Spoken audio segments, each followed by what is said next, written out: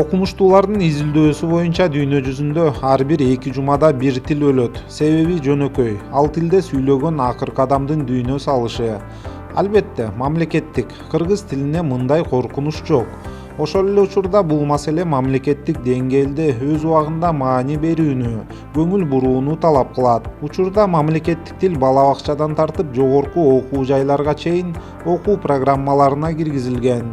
Жогорку мамлекеттик кызматтагылардын мамлекеттик тилди өздөштүрүүсүн текшерген тесттен өткөрүү каралган. Гүлкайыр Алымкулова Борбордогу мектептердин биринде кыргыз тили жана адабияты мугалими, тажрыйбалуу педагог мамлекеттик тилдин өзгөчөлүктөрүн окуучуларга жеткирүүдө мугалимдердин талыкпай эмгектенүүсү маанилүү деп эсептейт. Айтымында барган сайын балдарды китепке, билимге кызыктыруу кыйынчылыктарды туудурууда. Бул маселе айрыкча акыркы технологиялар өтө ылдамдык менен өнүгүп жаткан шартта таасын сезилет. Бүгүнкү күндө ошол бизге программанын туура түзүлүшү талапка бүгүнкү күнгө жооп бергендей, экинчиден балага терең жеткириш үчүн бизге ааламдашуу заманында жаңы технологиялар менен иштешибиз керек да. Баягы совет доорундагы эле кагазы менен чектелүү, китеп менен чектелүү болбойт. Себеби деген азыркы күндө интернеттин заманы, балдар деген жөн эле кара сөз менен сүйлөп койгонго кызыкпайт. Заманбап окутуу усулдарынан тышкары өз ара сүйлөшүү чөйрөсү, коомдогу башкалар түздөнчү кызматтык адамдардын жүрүм-турумдары эле эмес, тил маданияты дагы башкаларга таасир этери маалым. Бул чоң адамдар эмес, окуучулар деле азыр жаңылыктарды көрүп атат, маалыматтар менен байланышып атат. Бирок жогорку жакта деле баягы орус тилинде аралаштырып сүйлөп аткан жогорку депутаттарды көрүп атат, чоң кызмат адамдарды көрүп атат дагы. Анан буларды бир жагынан мен өзүм кыргыз тилчи болгондон кийин мындай көз карашты карайм да, буларды деле күнөөлөөгө болбойт. Булар 1-класстан бери орус классында окугандар. Анан нукура кыргыз тилин көп унутуп калган. Жеке эле мамлекеттик тилде эмес, жалпы эле окутуу, билим берүү процессинин алдында турган бүгүнкү чакырыктар туурасында мугалимдердин жана билим берүү тармагынын кызматкерлеринин 5-съездинде сөз болду. Эл аралык иш-чаранын катышуучулары КМШ мамлекеттеринин мугалим педагогтору, илимий кызматкерлери. Мурунку союздук республикалардын билим берүү системасы көпчүлүк жагынан окшош, бирок айырмаларда жок эмес. Мы сравнивали все системы всех 5 стран, да. Конечно, кто-то ушел вперед в дошкольном образовании. Биз бардык 5 мамлекеттин системаларын салыштырдык. Албетте, кимдир бирөөлөр мектепке чейинки билим берүүдө алдыга кеткен. Кимдир бирөө мектептик билим берүүдө алдыда. Ар бир мамлекеттин улуттук, территориалдык, географиялык өзгөчөлүктөрү бар. Жалпысынан биздики окшоштуктар көп.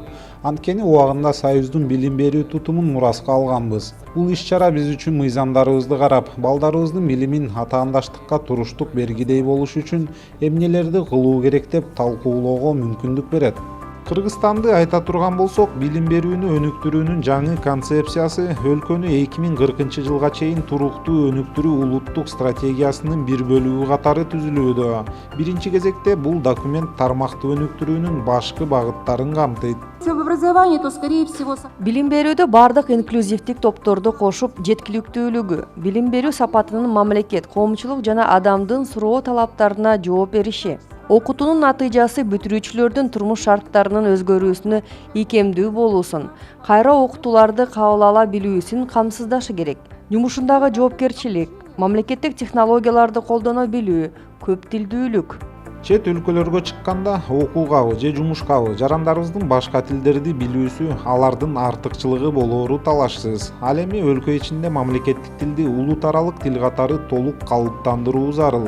Мында өлкө жетекчилигинин, жогорку кызматтагылардын өз ишмердүүлүгүндө мамлекеттик тилди колдонуусу да маанилүү.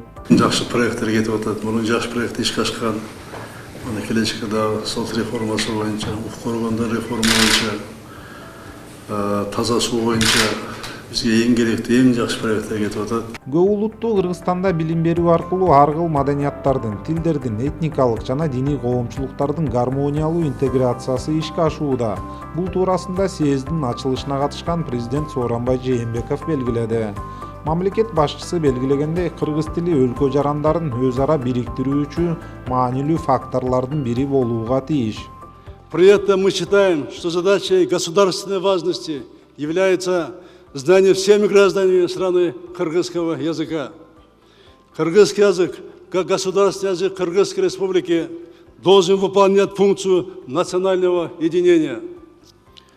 В Кыргызстане созданы все условия для сохранения и развития языков, традиций всех национальностей, проживающих в нашей стране. В нашей Конституции закреплен принцип владения нашими гражданами государственным, официальным и одним из мировых языков. У нас русский язык имеет статус официального.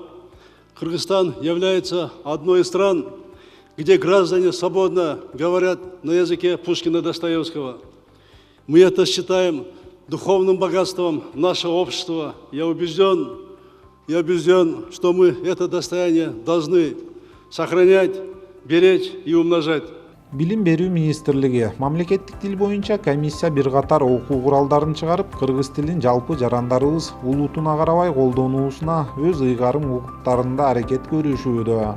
Чындыгында аймактарда айыл жергесинде мамлекеттик тилде сүйлөшүү, иш кагаздарын жүргүзүү жетиштүү эле. Болгону борбор кала жана ири шаарларда көбүн эсе расмий тил же эки тил эри шаркак колдонуларын эксперттер белгилешет. Ал эми эне тили мамлекеттик тил болбогон мекендештерибиз кыргыз тилин колдонуудан кыйналуусунун бир катар себептери бар. Ну, я знаю на уровне, разговоров. Но очень жалко, что мы не знаем киргизского языка. Очень плохо, что русскоязычное население относится к киргизскому языку. Дело в том, что у нас в Киргизии киргизский язык вместе с русским на уровне государственного языка. Поэтому я, например, не испытываю никаких трудностей, не зная киргизского языка. У нас киргизы очень много говорят почти на русском языке. Да, немного кыргызский знаю, а в плане изучения мне речь сама сложна. А так где-то понять слова, где-то ответить на вопрос могу, в принципе. А вот именно изучать глубоко это, мне я не могу дикцию именно с дикцией произносить. Был случай, я в магазине по-киргизски, значит, спросили меня, я попросила, чтобы мне повторили еще раз. Мне повторили и говорю, пожалуйста, переведите, что это обозначает точно. Когда мне перевели, рядом стоящий покупатель осудил. Почему вы по-русски спрашиваете? Ну, я говорю, я же хочу знать язык. Я же попросила, чтобы мне объяснили, перевели, чтобы я поняла значение этих слов. Я знаю немножко базовых слов, да, там, барам, гелем, там, не знаю, там, это же не сложно. Просто, я думаю, в нашей стране нужны хорошие курсы, да, для кыргызского языка. Большинство разговаривает на русском языке, но я хотела бы, так как мы живем все в Кыргызстане, надо изучать этот язык, это наш родной язык, кыргызский язык. Он нужен нам. Все равно больше на русском говорят, чем на кыргызском. Как-то, не знаю, мне вообще, наверное, класса до 5 было, честно говоря, легче на кыргызском разговаривать, выражаться на нем было намного легче, чем на русском. А сейчас практики нету, не с кем мне разговаривать на кыргызском, поэтому как-то сейчас удобнее на русском, наоборот, стало. Жарандарыбыздын көпчүлүгүнүн пикиринде башка улут өкүлдөрү мамлекеттик тилде оюн түшүндүрүү аракеттерин колдоого алып, зарыл учурда тигил же бул сөздүн котормосун, маанисин түшүндүрүп берип коюу артыкча болбойт. Адистердин баамында мамлекеттик тилди алып жүрүүчүлөрдүн да эне тилин кеңири турмуш тиричиликте колдонуусу кыргыз тилинин жалпы улут аралык тил катары деңгээлинин көтөрүлүшүнө чоң салымын кошот.